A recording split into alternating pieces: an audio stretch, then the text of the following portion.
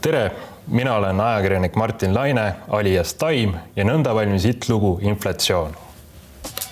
Ei jaksa osta kondoomi, Xboxi mängukonsooli.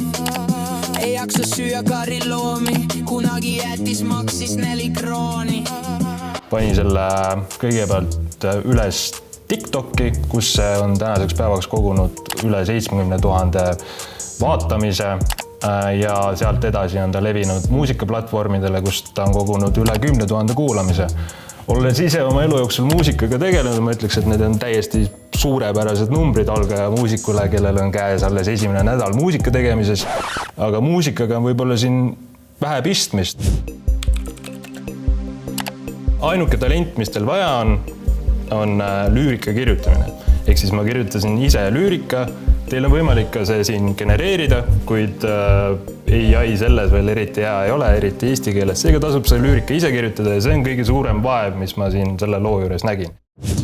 Ainult 2 kasti põhimõtteliselt, lüürika ja stiilid. Ja lüürikasse läheb lüürika, stiili läheb stiil ja stiilina on siin märgitud tripi psychedelic DNB, aga siin saab ise neid vahetada ka ja ta säilitab ikka oma seda vokaali ja kõike seda. Siis on 3 heeblit siin. Veidrus, mida suurem see on, seda vähem usutavam tulem on, seega ma keeran selle tihti maha. Stiili mõju sellele tulemile, see lihtsalt ütleb, kui palju ta võtab arvesse seda stiili, mis sa sisse kirjutasid. Siin ei jäägi muud üle, kui vajutada lihtsalt loo. Ja niimoodi võib neid laule luua sisuliselt lõputult. Näiteks mina lõin üle 1000 laulu ühe nädalaga. Nüüd kujutage ette, kui maailmas mitu miljonit inimest genereerib iga nädala 1000 laulu, siis see on ju miljard laulu. Kui palju on maailmas igasugust prügi selle tulemusel, võite ise mõelda. Igatahes näiteks, kui ma tahaksin selle sama lüürika põhjal luua uue laulu, inflatsiooni, mingisuguse teise versiooni, siis ma võin siia kirjutada mingisuguse teise stiili. Näiteks võtame hardcore punk ja genereerin uue laulu ja see võtab reaalselt aega mingi 30 sekundit. Ei jaksa osta kondoomi, Xboxi mängukonsooli. Ei jaksa süüa kariloomi, kunagi jätis maksis 4 krooni. Täiesti teine stiil ja täiesti teine vocal delivery, aga näed, ikkagi mingisugune soome aktsent on juures, aga veits ikkagi usutav. Et ma arvan, et keskmisele inimesele, kes pole varem Sunova muusikuga kokku puutunud, on see usutav.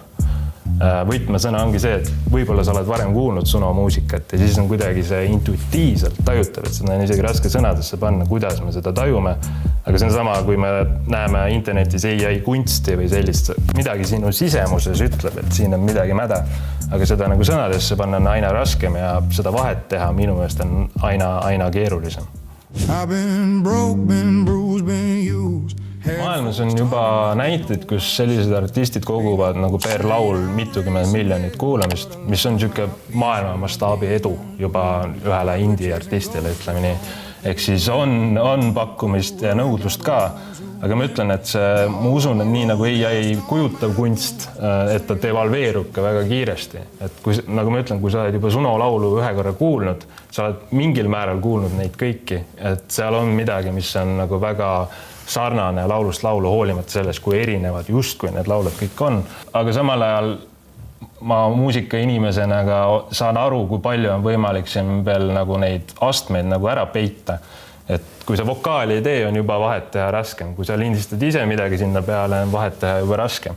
Ehk siis sul on võimalik seda varjata ka nagu erinevate moodustega. Näiteks on Sunovas võimalik iga instrument võtta välja eraldi helireana ja valida ainult need, mis kõlavad nagu usutavalt. Ja teised lihtsalt välja jätta või ära lõigata või mis iganes. Et see võimalus siin nagu petta on tohutu.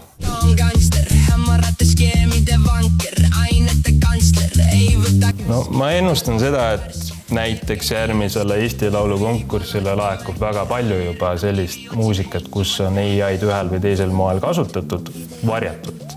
Ehk inimesed ei ole seda kuidagi deklareerinud. Ja ma kahtlustan, et ka legitiimset muusikat hakatakse süüdistama AI kasutamises.